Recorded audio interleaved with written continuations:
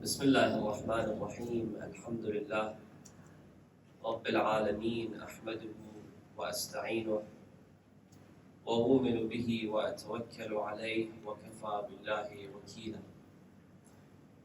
ثم أصلي وأسلم على خاتم أنبيائه وأفضل سفرائه المحمود الأحمد المصطفى الأمجد أبي القاسم محمد. اللهم صل على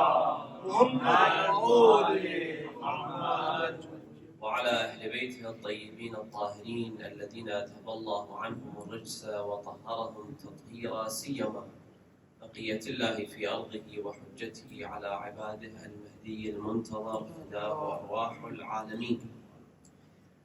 قال الله العظيم في محكم كتابه الكريم: أعوذ بالله من الشيطان الرجيم.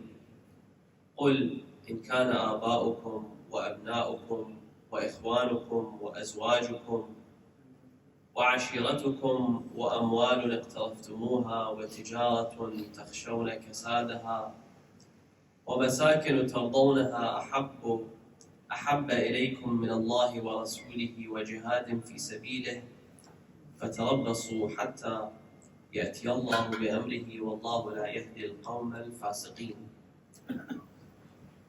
آمنا بالله، صدق الله العلي العظيم. صلوا على محمد وآل محمد. اللهم صل على محمد وآل محمد. First of all, I'd like to apologize for the mishap that occurred over the weekend, and I would also like to thank Sayyid Suhail and Haj Ali for their prompt rearrangement of the program. But because we celebrated the birth of our Savior and our Master, Imam Zaman Ajalallahu Ta'ala, اللهم صل على محمد وآل محمد. over the weekend, I thought that I would relate the topic of tonight back to the Imam, inshallah. But I'll begin with a short introduction and then I'll get to the main topic. There are multiple, tens, maybe even hundreds, between hadiths and verses from the Quran ordering the Muslims to practice zuhd in this dunya. Zuhd is translated to asceticism in the English language. However, I think we're all familiar with the concept of zuhd. But the question is, what is true zuhd? Because one might think that to practice true zuhd means that you should live in a cave where you're not having any interaction with anyone from the outside world. You don't have a car, you don't have a house, you don't have children. You live the life of cavemen. And even though this might be the apparent meaning behind some of the verses and some of the narrations of the Ahlul Bayt, however, the rest of our texts, the hadiths of Amir al-Mu'mineen, for example, who was living at the highest levels of zuhd, ones that we cannot even think about and imagine. He says in his words what true zuhd is. Now this is sometimes ascribed to Imam Amir al-Mu'mineen alayhi salam. However, it is untrue. There is no evidence that this is one of the hadiths of Amir al-Mu'mineen, but rather it is a definition by some of our scholars for the concept of zuhd. They say, لَيْسَ الزُّهْدُ أَن لَا تَمْلِكَ شَيْئًا. True zuhd doesn't mean that you shouldn't have anything to own in this life. But rather, true zuhd is that nothing owns you. In other words, nothing has control over you. What do we mean by this? What we mean is, you can pursue a lavish lifestyle. Forget about a comfortable lifestyle. You can pursue a luxurious lifestyle. If you can afford it, you can own a house in Vaucluse, and you could be driving a beautiful Bentley. As long as you're not attached to any of these, then you could be a zahid. And so being a zahid doesn't negatively impact the quality of your life. Imam al-Sadiq alayhi salam says,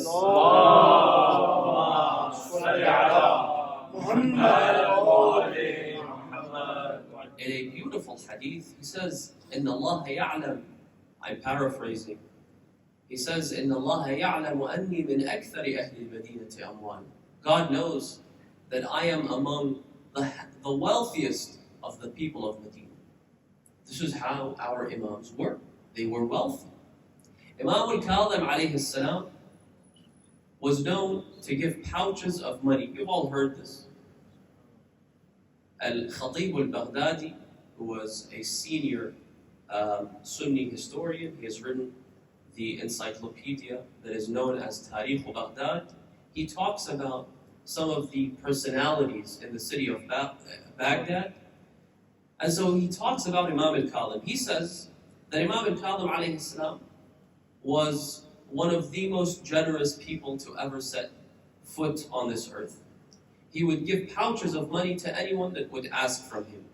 He would normally set pouches in his pocket that were at least, so the minimum that the Imam alayhi salam gave to people that asked for help from him was 200 gold dinars.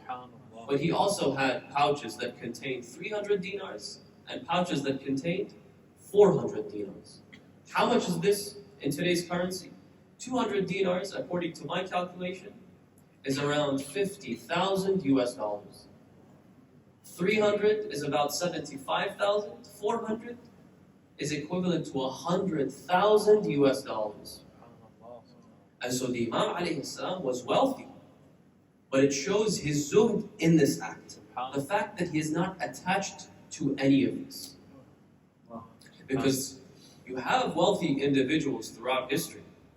I was just reading today that I can't recall, I think it was maybe John D. Rockefeller, the person that established Texas Oil or something along those lines. He is now considered to be one of the wealthiest individuals ever, with a net worth of around 500 billion US dollars, adjusting for inflation. So you have wealthy individuals, but these same people are attached to every single dollar in their bank account. But this isn't the case for our imams, which is why when the daughter of Hatim al-Ta'i witnessed from the Prophet ﷺ some of his generosity, she said, listen, I've seen generous people. My dad was Hatim al-Ta'i. But the way that you're giving to people, she says, هَذَا عَطَاءُ مَنْ لَا يَخَافُ الْفَقْرِ. This is the generosity of someone who doesn't care about poverty. Imam Al-Hasan Al-Mushtaba alayhi salam.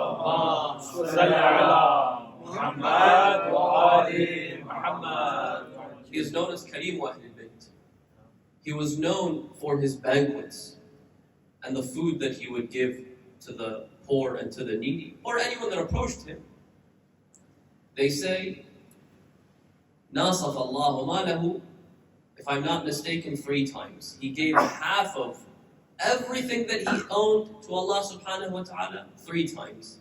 وَخَرَجَ مِن مَالِهِ مَرَّتَيْنِ, and he gave everything that he owned in the way of Allah subhanahu wa ta'ala twice.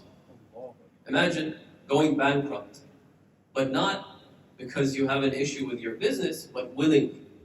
Twice the Imam alayhi salam declared bankruptcy. And so this is true zuhd. You can have money, you can have a lavish lifestyle, but what we need is our detachment from the things that we own. You can have tens of cars, houses all around the world, but you must not be attached to any of this. And this is the extremely difficult part. It's very easy to say that you should have things but not be attached to them. But once you have them, you're attached to it. You've worked hard. You've put in a lot of effort to be able to afford a good house in a good suburb. So naturally you would be attached to all of this. And so this requires a lot of discipline. It requires a lot of hard work. Now, in this regard, I would like to share with you a number of hadiths, and then inshallah to get to the main topic. Amir al-Mu'mineen salawatullahi wa salamuhu alayhi says, he says, "Az-zuhdu fi dunya qasr al-amal." To be a zahid means that you don't look towards your future in this life. You do what you need to do now. Someone comes to you, or someone calls you, and I'm sure that as immigrants, each and every single one of us knows maybe tens of needy individuals. Someone contacts you or comes up to you and says that I need a loan. Now you're thinking that you're trying to collect this money and possibly putting it as a down payment for a house. Just a few weeks ago, or maybe a few months ago, one of the mu'mineen, I won't dox him, the people that were present will recognize this. He took his family and he went to ziyarah. He said that the money that I spent to arrange for their tickets and their accommodation is equivalent to the money that I need to put as a down payment for my house. And so you do what you need to do now. Don't worry about the future. If Allah subhanahu wa ta'ala requires you, and this is, by the way, the opinion of, if I'm not mistaken, most of our scholars, that khums applies to money that you are trying to collect to buy a house. And so you're thinking to yourself, if I made, let's say, $100,000 this year, and I have to pay 20,000 of it as khums, then this will take me at least, let's say it's a $500,000 house, which, let's face it, there's no $500,000 house in Sydney anymore. It will take you at least an extra year to make up for the money that you give as khums. Don't worry about it. At the end of the day, Allah subhanahu wa ta'ala is the Razzaq. At the end of the day, Allah subhanahu wa ta'ala is the one that gives barakah. And so you could be a millionaire, but there's no barakah, God forbid, in your money. And so Amir al-Mu'mineen says that the first part of zuhud is not to think about the very far future. Az-zuhdu fi dunya qasr al-amal. Number two, وَشُكْرُ كُلِّ نِعْمٍ. To be grateful and thankful for each and every single one of God's blessings. And number three, and this is the most important part of zuhud, وَالْوَرَعُ عَمَّا حَرَمَ اللَّهُ عَلَيْكَ. To be a zahid when it comes to the things that are haram. You might see someone, let's assume that you're not married, you see someone who has the potential to become a wife, but she's not a Muslim. Or she's a Muslim, but not a believer, not a Shia. They look nice, and let's face it, for most people, the main criteria is the appearance. And so you really want to do this. Let's assume that they're non-Muslim. Allah subhanahu wa ta'ala says, وَلَأَمَةٌ مُؤْمِنَةٌ خَيْرٌ مِّن مُشْرِكٍ. To get married to a believing woman, then she is much better than someone that doesn't believe in Allah subhanahu wa ta'ala. And so, true zuhud is to be a zahid when it comes to the things that are haram upon us, the things that are forbidden upon us. That's number one. The second hadith from Imam al-Sadiq alayhi salam.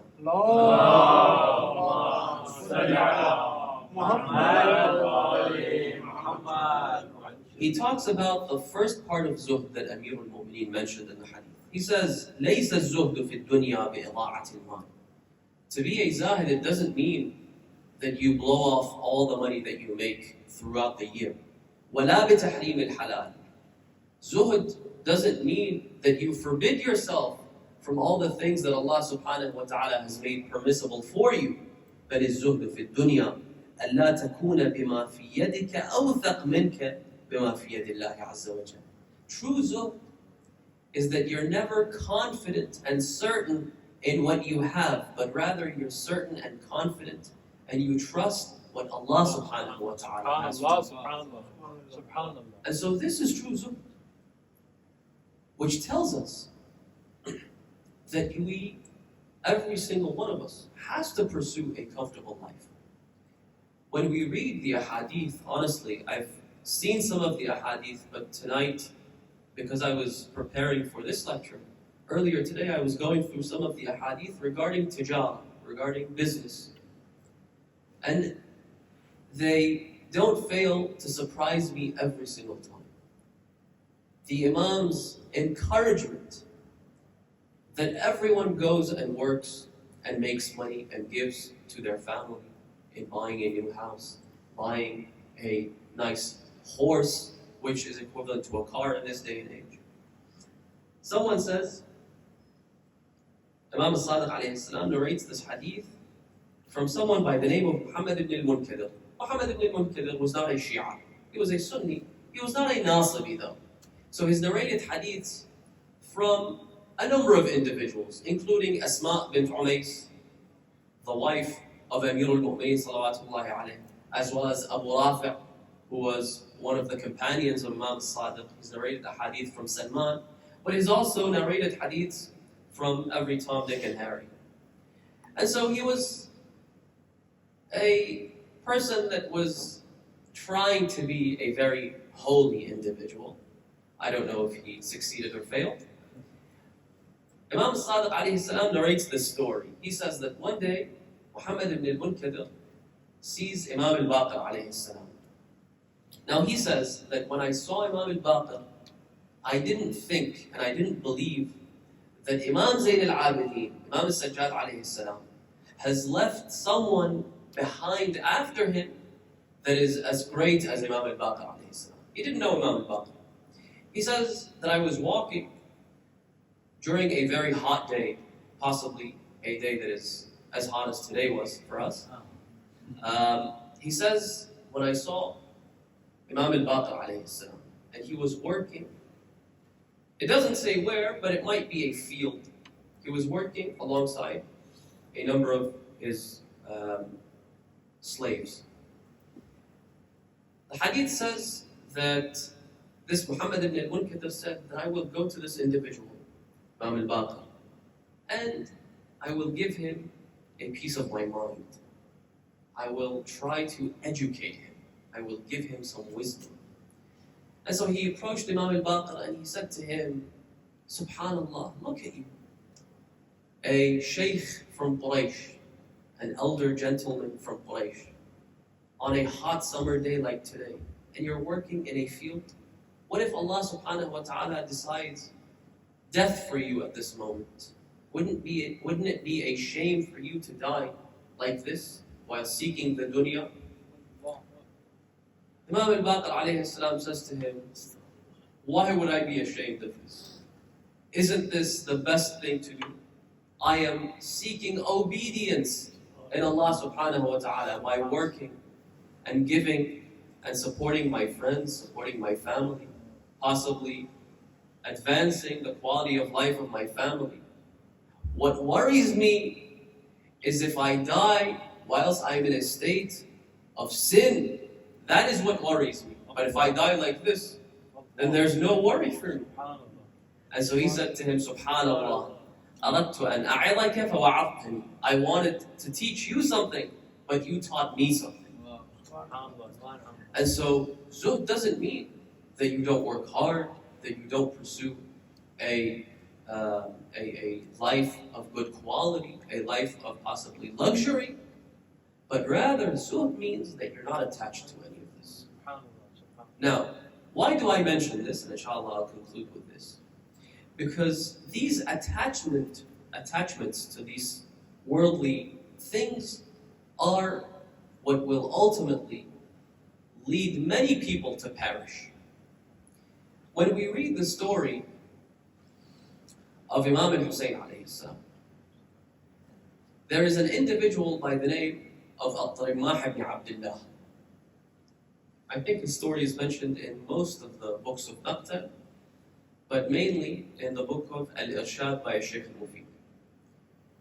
The Imam alayhi salam was traveling towards the city of Kufa. This person comes to Imam al-Hussein alayhi salam. He was a Shia, he was a believer. He says to the Imam, why would you want to go to Kufa? You know these people. You've lived there, you've seen how they treated your father. Why do you go there? And generally, I'll mention this in parentheses, I don't like these types of individuals. The ones that feel entitled to give their opinion to the Imam alayhi salam. You can ask the Imam alayhi salam for clarification. But why would you want to give your opinion to the Imam alayhi salam? Does this mean that the Imam doesn't understand or doesn't realize? Astaghfirullah. The Imam says, لَيْسَ يَخْفَى عَلَيَّ شَيْءٍ. I understand what you're talking about. However, I've made a promise to these people, and I want to fulfill my promise towards them. Then he says to the Imam, he says to the Imam, why don't you come to our village? We'll be happy to host you there. You can stay for as long as you like. The Imam says that I have a commitment towards this group of individuals and I need to get to my destination. Then the Imam says to him, would you like to join us? He says, yes, I would like to join you. However, I have some food that I've bought that was referred to back then as mila. He says, imtartu milatan. Mila, I think, was food that was prepared for traveling. So it wasn't food that you would have in your hometown, but rather when you wanted to travel, you would take food with you. This food was referred to as mila. He says, imtartu milatan, I bought food for my family. I'd like to take it to them, and then I'll join you wherever you are. The Imam says that I fear that you won't make it in time. He says to him, no, I'll try to be as quick as possible. He goes and he comes back. When he reaches the city of Karbala, or the desert of Karbala, the plains of Karbala, it was afternoon, just after the martyrdom of Imam al-Hussein. And when you hear these stories, you can't help but think how pathetic it is for something so pitiful, something so pathetic, something as pathetic as food would stop you from reaching Imam al-Hussein alayhi salam and be among the best companions of any of Allah subhanahu wa ta'ala's awliya. How pathetic. But then, I'm not saying this to speak negatively about Al-Tarimah, because that's not the point. My question is, what is my meal? What is the thing that will stop me, God forbid, from supporting my Imam? And this happens much more often than you think. Someone approached my brother a few years ago in the United States, and he told him this story. Now, I'm not sure why he thought that it was a good idea for him to share his story with my brother. He said to him that my daughter went to university and she passed with flying colors in the field of economy or finance. And she went to try to get a job at a very prestigious investment banking firm. Maybe not Lehman Brothers, I'm sure, but some other investment bank in America. And so she went there for the interview.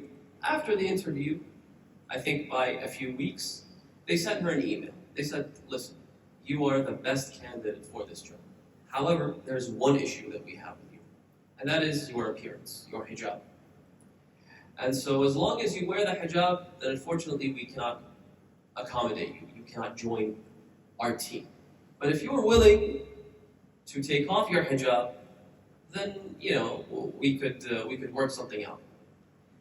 And so this daughter came to her father to ask for his fatherly advice.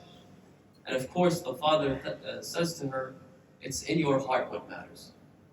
And so you can take off your hijab and get this job if you like. And I can't help but think, how pathetic, again, for something as I don't know how to put this, but something as pathetic as a job prohibits you and stops you from supporting your Imam alayhi salam. And in this regard, I said that we'll relate things back to the Imam alayhi salam. I'll mention a hadith which is interesting. I should have mentioned it at the beginning, and then the remembrance of Imam alayhi salam. Someone who was a doctor. His name was Ibn Tayfur al-Mutatabbib. So he was a doctor by profession. He says that Imam al-Kazem alayhi salam said to me, "What do you ride? What sort of animal do you use to roam around?" He said, "قلت حمارا, I ride a donkey."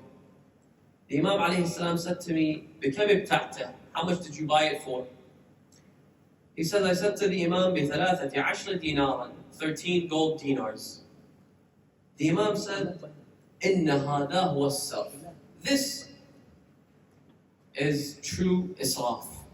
For you to buy a donkey for 13 dinars and not to buy an Arabian horse.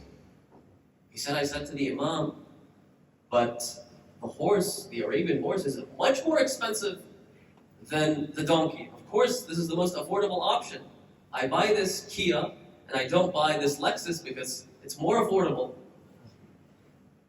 The Imam alayhi salam says this to him. إِنَّ الَّذِي يَمُولُ الْحِمَارِ يَمُولُ الْبِغْنَةِ. The one that sustains the donkey will also sustain the Arabian horse. At the end of the day, you're using the rizq of Allah subhanahu wa ta'ala to buy this. I read another hadith today that says that the rizq of Allah subhanahu wa ta'ala comes down with the purchase. And so you might not have, of course, you have to be responsible fiscally, but you might not have exactly what you need to buy a nice car or a nice house. But when you make the purchase, Allah subhanahu wa ta'ala gives you the rest of the money that you need. He says, إِنَّ الَّذِي يَمُولُ الْحِمَارِ يَمُولُ الْبِغْدَانِ أَمَا عَلِمْتَ أَنَّ مَنْ ارْتَبَطَ دَابَّةً مُتَوَقَّعًا بِهِ أَمْرًا. He says to the person, do you not know and realize that if someone buys an animal, again, in this day and age, this applies to a car, that if someone buys an animal while he is expecting our amr, in other words, the reappearance of the Imam alayhi salam, وَيَغِيظُ بِهِ عَدُوَّنَا, and whilst also making our enemies angry and vengeful. Imagine if you ride a big Rolls Royce with Ya Ali number plates in Lakemba. I'm sure that you're going to make a lot of enemies for yourself. The Imam alayhi salam says that one part is that you expect the reappearance of the Imam alayhi salam in this car. The second, you're making our enemies angry and jealous. In other words, you have to do this. This is good for you. وَهُوَ مَنْسُوبٌ إِلَيْنَا, whilst also relating back to us. In other words, while also being a true Shia, one that follows the commands of Allah subhanahu wa ta'ala. أَدَرَّ اللَّهُ رِزْقَهُ. Allah subhanahu wa ta'ala will make his rizq flow. وَشَرَحَ صَدْرَهُ. Allah subhanahu wa ta'ala will, how do I say شَرَحَ صَدْرَهُ? Anyway, وَبَلَّغَهُ أَمَلَهُ وَكَانَ عَوْنًا عَلَى حَوَائِجِهِ. Now, why do we talk about attachments? Now, we said that it's okay for you to have a lavish lifestyle, but you must not be attached. Because, as I mentioned in the story of Tarimah, it is these attachments that will prevent us from lending our support to the Imam alayhi salam when he needs it most of us. Imam al-Zaman says, and inshallah I'll end with this, to Shaykh al-Mufid rahimahullah, in his letter, he says, لِيَعْمَلْ كُلُّ امْرِئٍ مِّنْكُمْ بِمَا يُقَرِّبُهُ مِنْ مَحَبَّتِنَا. Let every man from amongst you engage in the things that will bring him nearer to our love. وَلْيَتَجَنَّبْ مَا يُدْنِيهِ مِنْ كَرَاهَتِنَا وَسَخَطِنَا. And let him disengage and forbid himself from all the things that will bring him closer and nearer to our hatred. فَإِنَّ أَمْرَنَا يَبْعَثُهُ فُجْأَةً. Because the reappearance of the Imam alayhi salam will come at an instant. It will be a big surprise. In other words, you won't get a notification 3 weeks before the reappearance of the Imam alayhi salam on your phone. You won't receive a reminder on your Apple Watch about the Imam alayhi salam. The Imam, according to our hadith, Allah subhanahu wa ta'ala will send the angel to do the sayha, the loud scream in the heavens. That same night, all of the companions, the 313, will travel and they will be in the city of Mecca by morning. In other words, for me, you, we could have a career, we could have a house, we could have a business, but when the time comes, you have to let go of everything. Because the Imam alayhi salam will not wait for you and I. The Imam, now, it's a terrible example, but imagine if you need to get somewhere, the train won't wait for you. Who are you for the train to wait for you? You could have the most important interview in the world, but the train will not wait for you. The plane will not wait for you. Imam al-Zaman alayhi salam will not wait for anyone, because it's not like Imam al-Zaman needs your support. At the end of the day, if you support the Imam, it's because you need to support the Imam alayhi salam.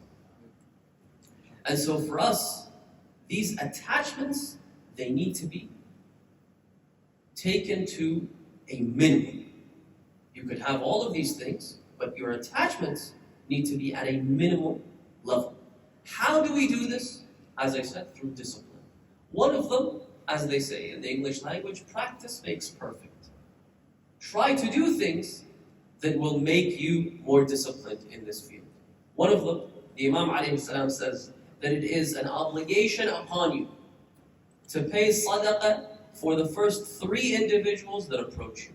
If you happen to go to Iraq, Iran, or your home countries, wherever you happen to be from, if a needy person approaches you and asks you, it is an obligation upon you to pay the first 3 people that approach you.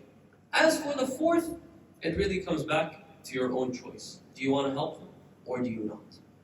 We ask Allah subhanahu wa ta'ala to give us the tawfiq to not be attached to this world while also trying to pursue a good life for ourselves, for our family, for our friends, for our mu'mineen brothers and sisters, inshallah. And to also give us the tawfiq to support the Imam alayhi salam in his ghaiba as well as after his reappearance, inshallah. And with the blessing of the Imam alayhi salam, we ask Allah subhanahu wa ta'ala to forgive us our sins and to give shifa to all of the sick mu'mineen and mu'minat, especially little Wasi, inshallah. وآخر دعوانا الحمد لله رب العالمين وصلى الله على محمد وآله الطاهرين.